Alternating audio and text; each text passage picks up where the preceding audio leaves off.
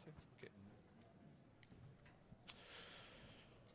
OK, tout le monde, on va commencer le prochain talk. On a déjà du retard, comme vous le savez. Donc, prochain conférencier, sont deux. Il y a Jacques Sauvé qui est accompagné de Steve. J'ai oublié ton nom de famille parce que je ne l'ai pas décrit ici. Mais il y a Légaré. Parfait. Steve Légaré, il y a un autre nom de famille, j'ai oublié, désolé. Et dans le fond, je vais vous présenter Jacques Sauvé parce que j'ai uniquement sa description à lui. Donc, Jacques est quelqu'un qui est aussi impliqué dans la French Connection. Donc, ça, c'est un podcast que vous avez probablement entendu parler tantôt. Donc, ça a lieu à 7 h ce soir. Donc, je vous invite à aller voir ça pour l'enregistrement. Donc, Jacques Sauvé est un vétéran de 30 ans des technologies de l'information. Il était chef d'entreprise pendant 24 ans à la tête d'une firme de consultation qui se spécialisait dans la gamme de produits novel. Son équipe et lui ont desservi des clients à travers l'Amérique du Nord, allant de très petites PME jusqu'à la grande entreprise. Il a travaillé dans les systèmes d'exploitation NetWare, Linux, Windows, des solutions de courriel, de collaboration, de gestion d'identité, de sécurité et autres services d'infrastructure réseau. Maintenant, après une absence de 6 ans au Québec, ayant vécu et travaillé en Alberta et dans l'Irlande, Jacques s'est installé en Estrie et se concentre maintenant sur la cybersécurité pour les PME, voulant aider celles-ci à mitiger le risque d'une cyberattaque. Donc, je vous demande d'inviter et d'accueillir chaleureusement Jacques et son collègue. Merci tout le monde. Bonjour. Bonjour tout le monde. Ça fonctionne? Oui? Hein? Ils sont forts, ça? Bienvenue à Lévis. J'ai aucune idée qu'est-ce qu'il y a à Lévis. C'est pas une place que je fréquenter bien souvent. J'ai vu des dépanneurs, j'ai vu un McDo. Je pense qu'il y a un cégep. Hein? Moi, tout ce que je connais de Lévis, c'est son rôle historique. L'été de 1759, évidemment, on se souvient, le fleuve Saint-Laurent autour de l'île d'Orléans, des centaines de navires anglais, parce que les Anglais voulaient prendre Québec. Puis sur la pointe de l'île à Lévis, sur la pointe à Lévis, ils ont installé des canons, parce que la première chose qu'on fait quand on veut quelque chose, c'est d'essayer de le détruire, apparemment. Jusque, évidemment, le 12 septembre, où le général Wolfe aurait dit « Hey, les boys, c'est à soir que ça se passe. » En fait, il aurait peut-être plus dit quelque chose comme « Men, tonight we make landfall, tomorrow we storm the city. Hein? » Puis là, ils sont descendus le fleuve jusqu'à L'Anse-au-Foulon. Hein? C'est une marina aujourd'hui, je pense. Puis là, en passant, il y a un sentinelle français qui dit « Qui vive? Hein? Qui va là? » Puis là, il y a un Anglais qui a dit « Ah, checkez bien ça. » Il dit « France, marine. Quel régiment? » Il répond « De la reine. » Et là, les bateaux anglais sont passés, et le reste, c'est l'histoire. Fait que les canons sont installés à Lévis, ça bombardait Québec tout l'été. Ça doit être fatigant, être un Français. Tu te lèves le matin, un beau matin d'été, là, pour aller chercher ta baguette à la boulangerie pour manger avec ton spaghetti le soir, puis tu reçois un boulet de canon dans la tête. Puis il n'y avait pas de Tylenol à cette époque-là, fait que tu l'endurais longtemps, ton mal de tête. Tu as remarqué que les urgences étaient peut-être moins occupées à cette époque-là. Mais bref, c'est ça. Les bateaux anglais passent, ça monte à L'Anse-au-Foulon. Hein, 4500 hommes qui monte la falaise avec des canons. Hey! Puis le lendemain matin, mon calme sort avec son petit café, puis c'est comme « Ah, merde! Hein? » Mais réalisez-vous que dans toute cette histoire-là, que l'Anglais, là, qui a dit « France, marine », puis qui a répondu « De la reine », ça a été la première utilisation d'un deepfake dans les colonies. Hein? Puis il n'avait même pas besoin d'intelligence artificielle, il a fait ça tout seul. C'est bon? OK, on va passer aux choses sérieuses. je cherchais un sujet pour le Hackfest. J'ai eu la chance de faire beaucoup d'audits cette année, surtout à travers le programme Paris, qui fait partie du CNRC. Vous savez, pour ceux qui écoutent la French Connection, je contribue souvent à ça. Là, on parle beaucoup de ça, on parle des manchettes. Fait qu'on on a sûrement vu des choses cette année intéressantes. Hein? On a vu Loutech. Puis là, il y a un pattern qui ressort dans toutes ces histoires-là. Fait que Loutech a eu, comme tout le monde sait, il a une brèche. Et puis là, ils ont dit qu'ils vont prendre des mesures supplémentaires. Il y a eu qui d'autre? L'UPA. Intéressant. Une brèche à l'UPA. Lui, il veut blâmer tout le monde. Il faut que les gouvernements s'en occupent. Il faut que les autorités s'en occupent. Collège Montmorency, hein, on en a parlé à French Connection beaucoup. Maintenant qu'ils ont eu une brèche puis que toutes les données sont sorties, là, on a donné un contrat, puis là, on va réviser tous les droits. Puis Qui d'autre? La ville de Longueuil, même chose, cyberattaque, exfiltration de données. Ah, là, on va mettre en place un SIM, puis là, où on a donné un contrat de surveillance aussi. Hein. Et finalement, bien évidemment, tout le monde se rappelle de la luminerie Alouette, où même le président a dit après, bien là, on prend des mesures de sécurité pour pas que ça arrive. Là, je dois vous faire une confession. Pas facile, c'est dur. Je suis raciste. Mais ça n'a rien à voir avec la couleur de votre peau, là, ou votre langue, votre religion, votre culture. Parce qu'aujourd'hui, on utilise le mot pour à peu près n'importe quoi. Hein? Si je dis que j'aime pas tes souliers, il y a quelqu'un qui va me traiter de raciste. Moi, je suis raciste contre la stupidité. Ça m'énerve. Puis peut-être c'est juste que je vieillis et je deviens un vieux grincheux. Mais je trouve qu'il y en a partout. On dirait, là, c'est comme, c'est-tu moi, là, ou on dirait qu'il y en a de plus en plus. Je suis tombé sur quelque chose cette année, j'en revenais pas.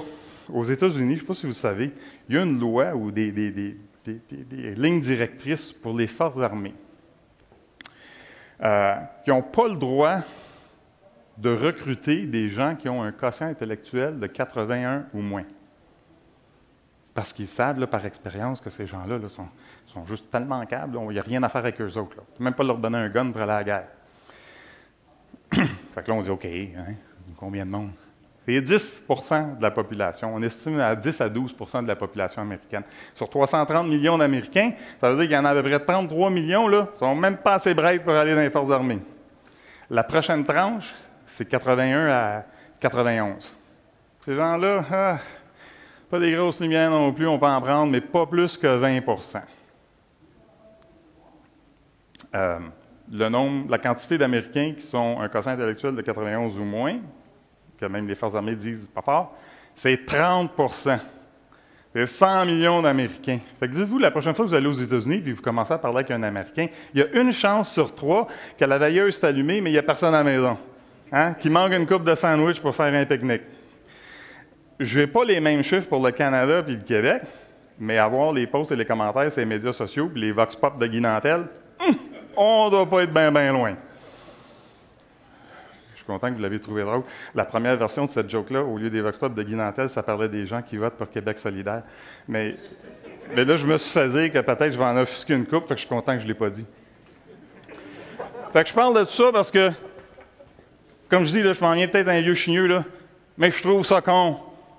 Des compagnies, des entreprises qui décident de faire de quoi après qu'ils ont subi une cyberattaque.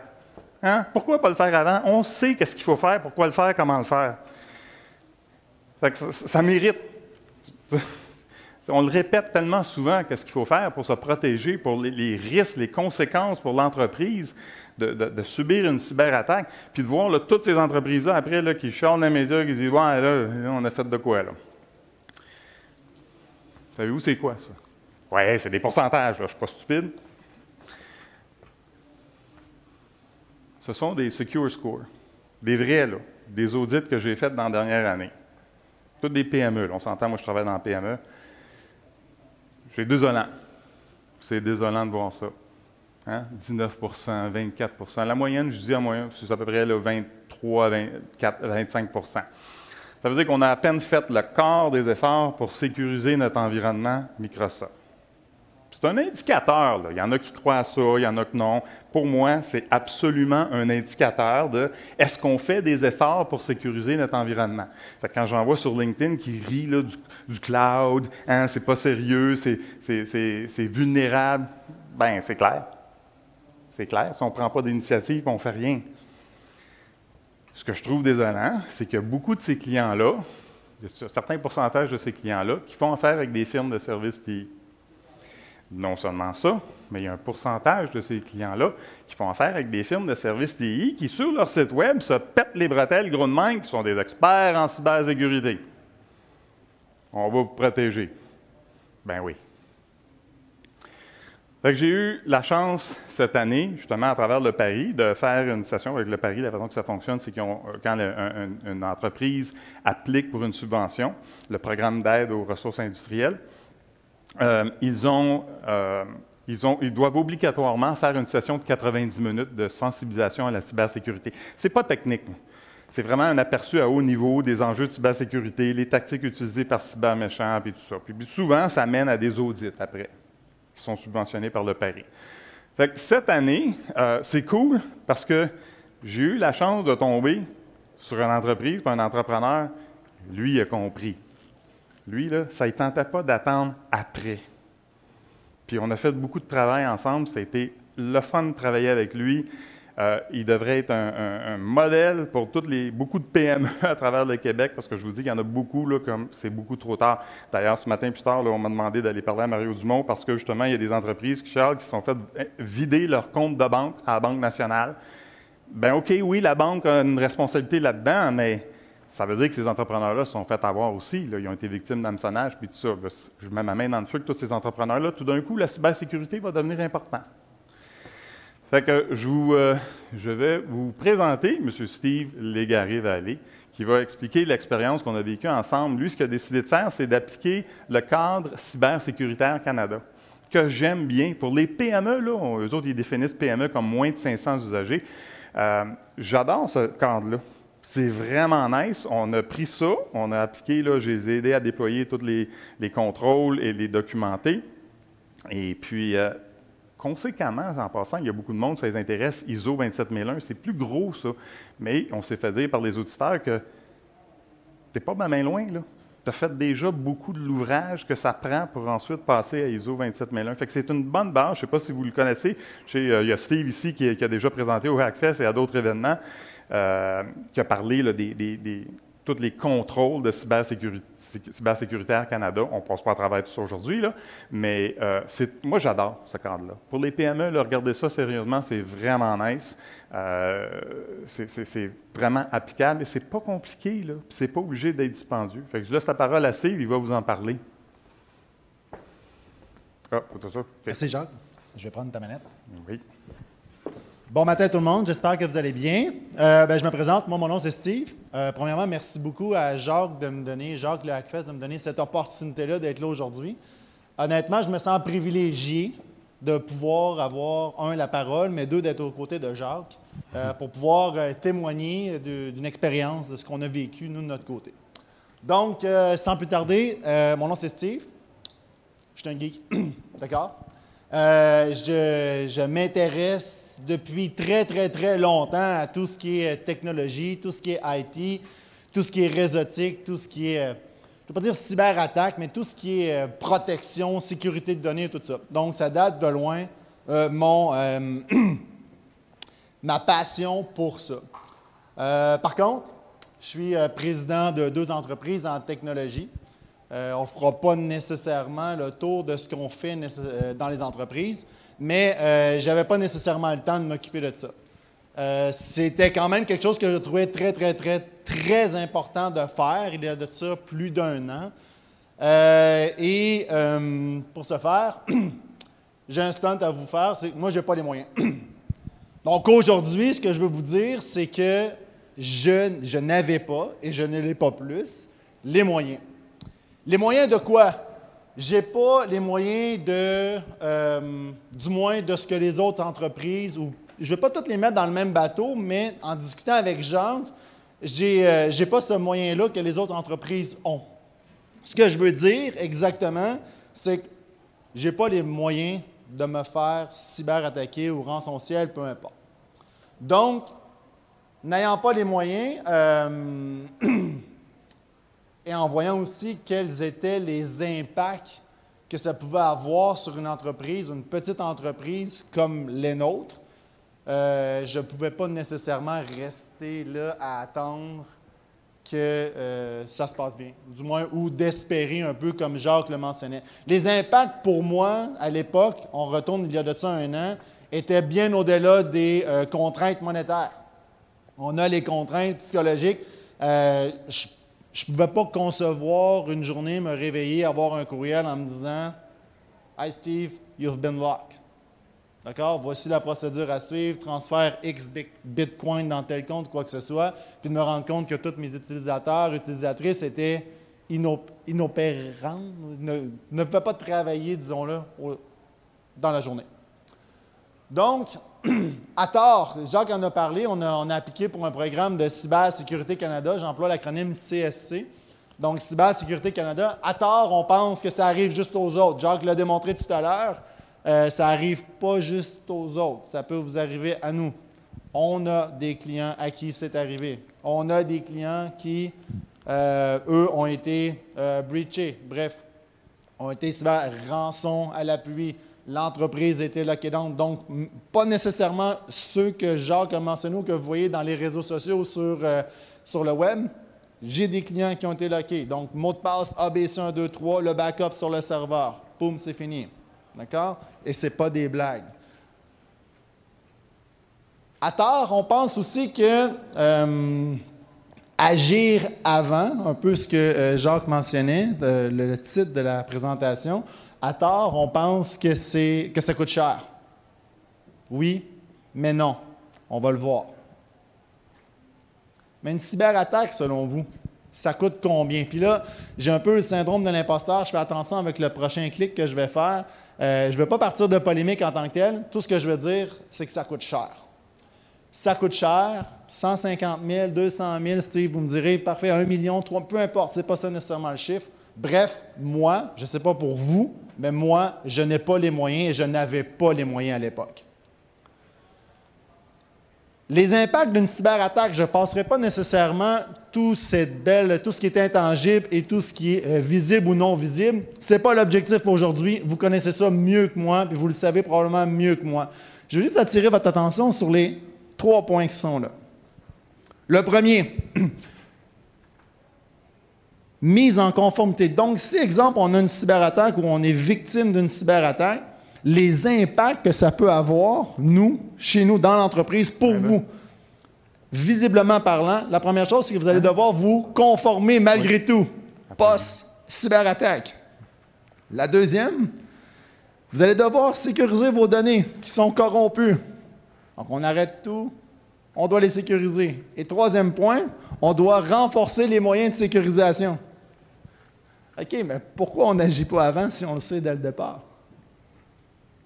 Pourquoi on ne fait pas ça avant? Je veux dire, on va devoir le faire de toute façon. On va devoir le faire dans un contexte où vous ne serez pas à l'aise.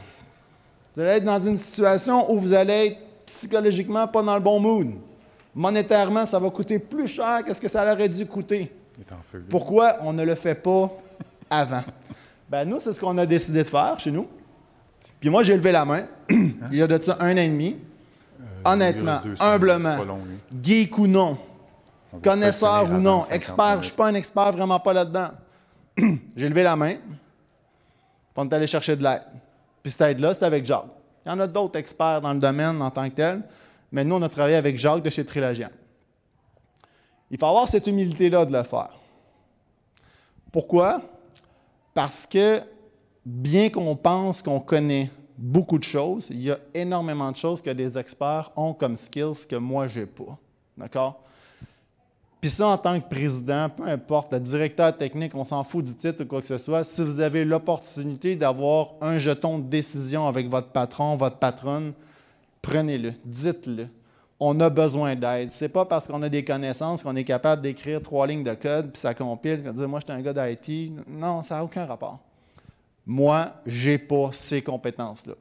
Moi, je n'avais pas ces compétences-là et je n'ai pas le goût de les développer.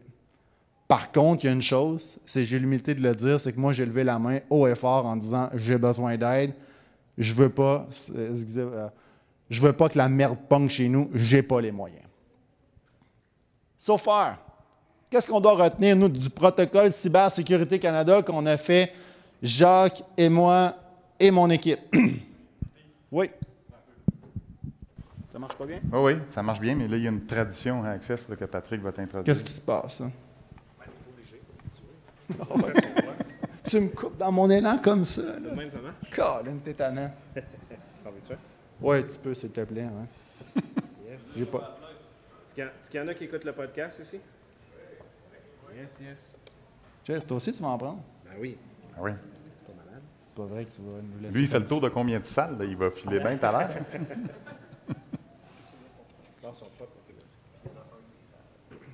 Ouais. Cheers, merci. Merci Plancher, d'être là, hein. salut.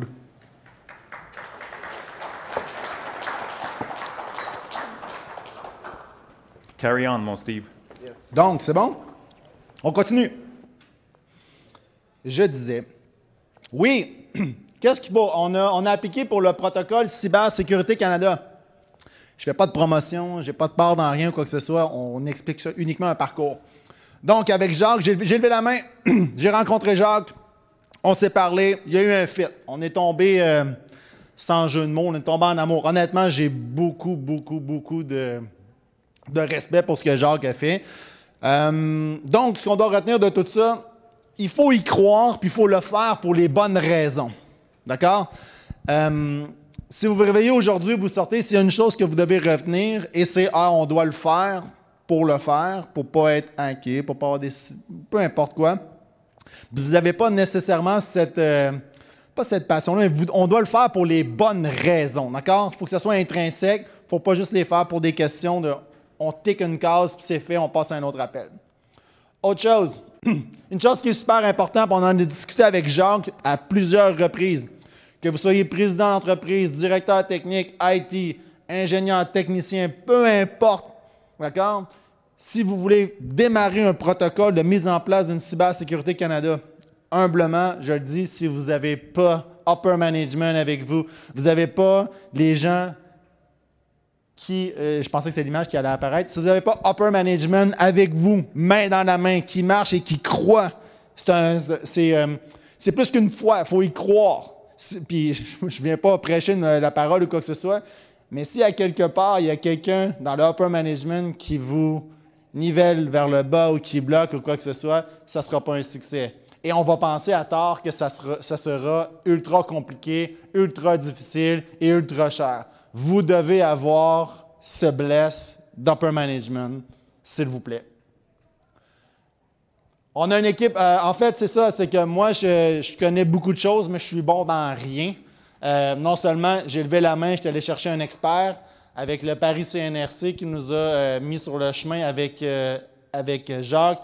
Mais on a mis en place à l'intérieur des deux entreprises des gens compétents, une équipe compétente, technique, qui peuvent veiller 24/7, je dirais comme ça, ou du moins quotidiennement, hebdomadairement, sur notre système TI, notre hygiène TI que j'appelle. D'accord? Le matin, vous vous levez, vous vous brossez les dents, vous prenez votre douche, vous changez vos vêtements. C'est la même putain d'affaire pour votre hygiène TI. D'accord? Je m'excuse du mot, là, mais c'est vrai de ça.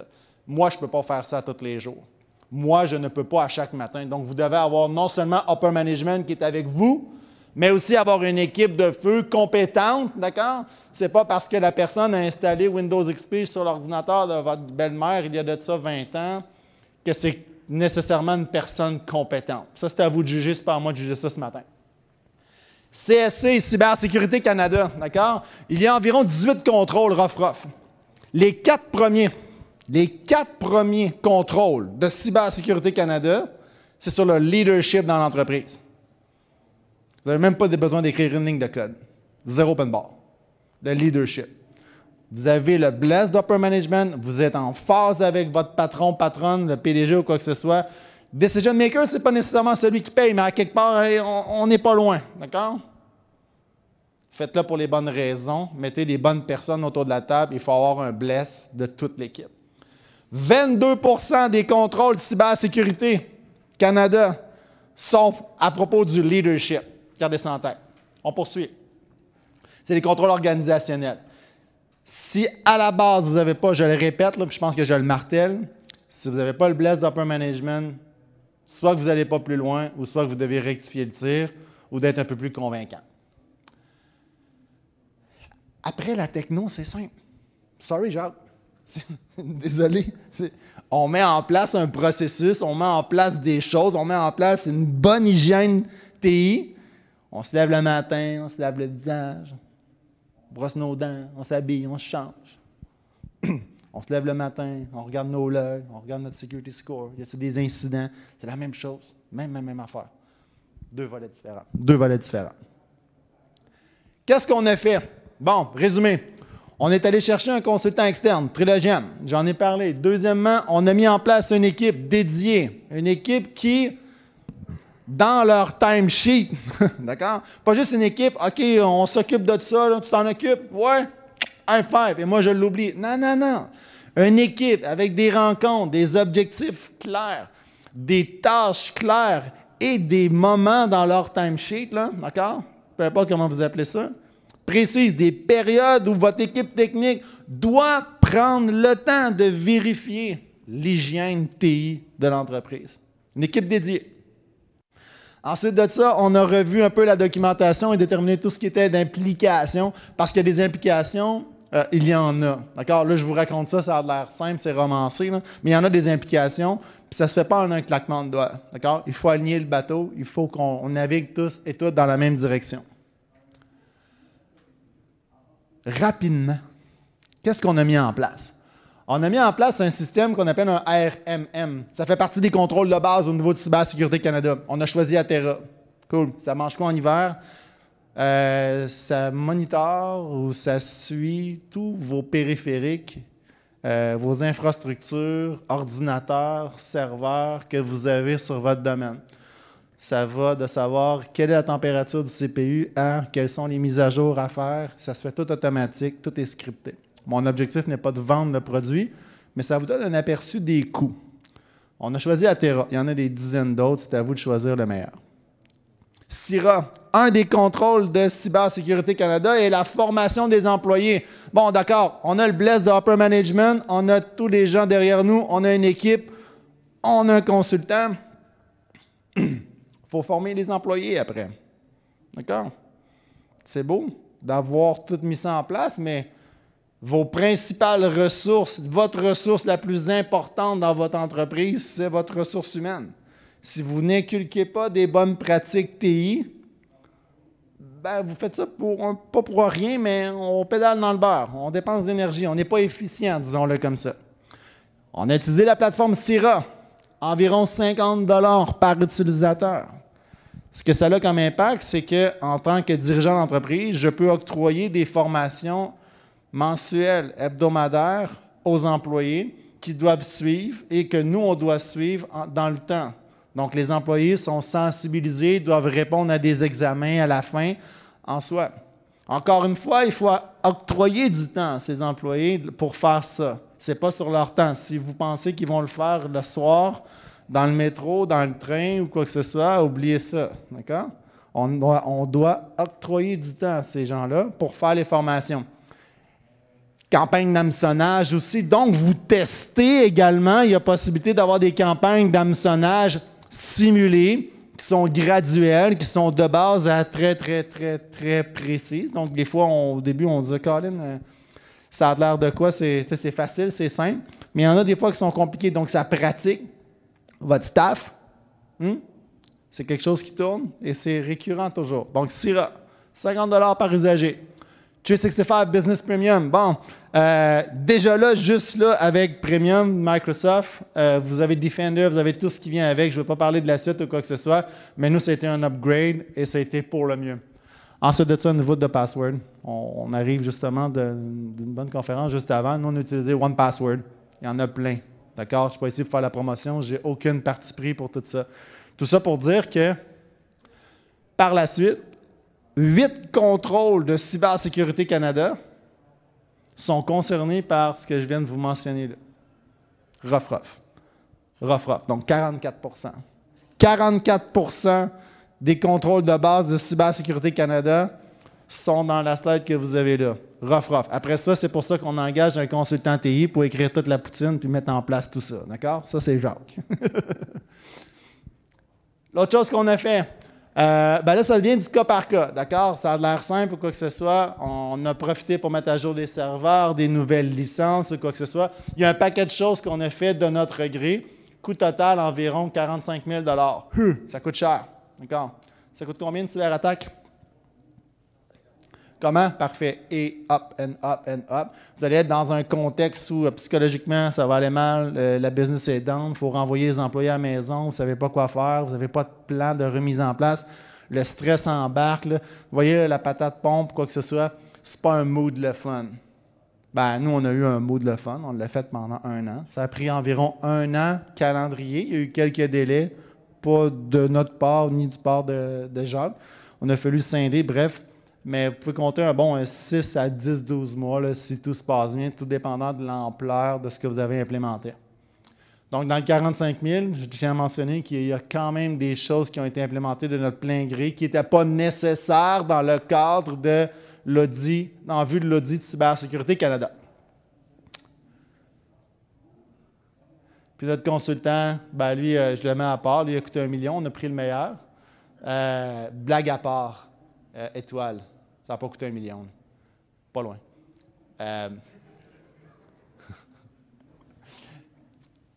Le CNRC, pas de promotion, mais quand même, kudos.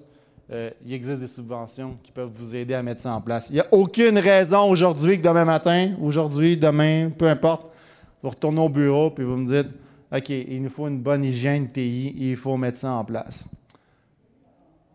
66 %. C'est quoi 66 %? Ce n'est pas la note que je donne à Jacques pour son travail parce qu'il n'y a pas de note que je pourrais lui donner qui équivaut au travail qu'il a fait. 66 %, c'est 6 plus 4, c'est 10 contrôles sur 18. 4 sur le leadership de l'entreprise et 6 sur ce que je viens de mentionner. Vous avez 66 % du coverage de Cybersécurité Canada dans les slides précédentes. Puis moi, je n'ai pas les moyens. Donc, on a obtenu, grâce à notre équipe et Jacques, notre certificat Cybersécurité Canada. Audit jusqu'à la remise du certificat, ça a pris environ 3 semaines, 1 mois. Et puis vous, avez-vous les moyens? Moi, je ne les avais pas. Mais je les ai pris, les moyens, pour justement pas avoir cette problématique. Merci tout le monde.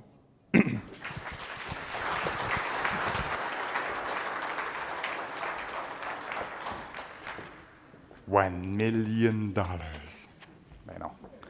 T'es en feu, mon Steve. Il est tellement en feu qu'il a oublié de mentionner ses employés. Mathieu et Alex sont là, levez la main, parce que j'ai travaillé avec eux. Puis les gars, ils ont été extraordinaires. Puis pour moi, j'en ai parlé l'année dernière dans ma présentation, ceux qui l'ont vu, pour moi, ils ont un attribut, les deux, que j'admire. Ils sont méticuleux. Hein? Toutes les tâches qu'on leur a demandé de faire, toutes les choses qu'on leur a demandé de déployer, là, c'était fait, ça coche. Fait que oui, Steve me lance bien des fleurs, là, mais honnêtement, je les ai aidés à déployer. Pas aidés à déployer, mais je leur ai dit qu'est-ce qu'il y avait à faire, comment qu'on allait le faire. C'est moi qui ai suggéré à Terra, je le connaissais. Mais puis j'ai fait la documentation. Mais c'est ces deux-là qui ont vraiment déployé et implanté les choses. Je vais revenir sur une couple d'affaires. J'ai parlé plus tôt qu'il y avait on voyait des compagnies, je faisais des audits, des compagnies là, qui étaient mal protégées, le Secure Score dans le fond de la cave, des usagers qui travaillent en tant qu'admin, ces postes, les patchs pas faits, tout croche, là, vraiment vulnérables. Puis il y en avait qui étaient protégés par qui étaient gérés ou ils travaillaient avec des firmes de services TI qui se pétaient des bretelles comme quoi, hey, expert en cybersécurité. Puis là, des fois, quand je vois ça, j'ai du fun, je vais sur quelque chose comme MX Toolbox, puis je regarde le nom du domaine du fournisseur. Puis il y en a, là, ils n'ont même pas fait leur record des marques, ils n'ont pas de record des KIM en place. Je sais, c'est rien qu'une petite affaire, mais c'est ça, la cybersécurité, hein, c'est plein de petites affaires qu'on fait. Fait que moi, quand je vois quelqu'un qui se pète les bretelles, qui sont experts en cybersécurité, puis le record des marques n'est même pas fait, fail. Puis j'ai bien aimé l'acronyme de Sam Glynn, un gars qui travaille comme nous autres en cybersécurité en Irlande, qui dit « Faites attention à votre MSP, ça pourrait être le most successful pathway à votre réseau. » Fait que je suis allé mettre ça sur LinkedIn. J'ai dit « Ça me frustre, je trouve ça agressant. » J'ai eu des commentaires que je voulais partager avec vous. Maxime Fréchette, es-tu ici par hasard? Non? OK. Qui me dit « Ah, la cybersécurité, c'est bien plus que des TI. » Ah ouais? Peut-être d'avoir juste un partenaire, il devrait avoir plusieurs partenaires. Ah ouais? Après ça, j'ai Dominique, M. Newtown, es-tu ici? Non? Dans l'autre salle? Qui m'est revenu avec ça. Il dit « Ouais, mais nous autres, lui, il travaille pour un fournisseur de services TI. » Il dit « Regarde, Jacques, il dit, nous autres, là, on en fait des propositions pour sécuriser les réseaux, puis dire aux clients qu'ils devraient faire ça, puis, tu sais, ils nous refusent parce que c'est de l'argent de plus, puis ils pensent qu'ils sont corrects, puis tout ça. » Puis, tu sais, il dit, toi, les clients t'approchent parce que tu as tout le drive cybersécurité, fait que déjà, c'est du monde qui, ça les préoccupe, puis ils veulent faire de quoi? Puis là, je lis ça, là, puis comme je disais, là, je m'en viens peut-être un vieux grincheux opiniâtre, là, mais non! Non, puis là, j'étais content de voir Steve qui a posté ça, là, peut-être une semaine après, qui dit, là, c'est une slide de Microsoft, il dit 98% des attaques pourraient être mitigées juste en faisant de la bonne hygiène TI. Puis c'est pas des affaires compliquées, là. Hein? Le MFA, les patchs. Je l'ai déjà mentionné, je pense, à French Connection, hein? Patcher vos systèmes. Utiliser des bons antivirus, anti-malware, c'est pas... Pour moi, là, tous les fournisseurs de services TI, c'est de la base. Arrêtez de me dire là, que ça prend des spécialistes en cybersécurité, puis ça prend ci, puis ça prend ça. Faire un record des marques, là, hein, on le sait, là, c'est une entrée DNS. Ça prend comme 4 minutes à faire. Fait que, oui, c'est de la base, c'est des choses simples à faire. C'est pas question d'aller vendre de ce que j'appelle des patentes à gosse, là, des pilules magiques. On sait, là, ça n'existe pas, la pilule magique en cybersécurité. Hein, c'est plein d'actions qu'on prend, c'est plein de choses qu'on fait. On adopte des bonnes pratiques. Moi, quand je travaille avec des PME, là, c'est comme Steve, ils n'ont pas des dizaines de milliers de dollars à investir dans des patentes à gosse. Fait que moi, je leur dis, tu n'es pas obligé.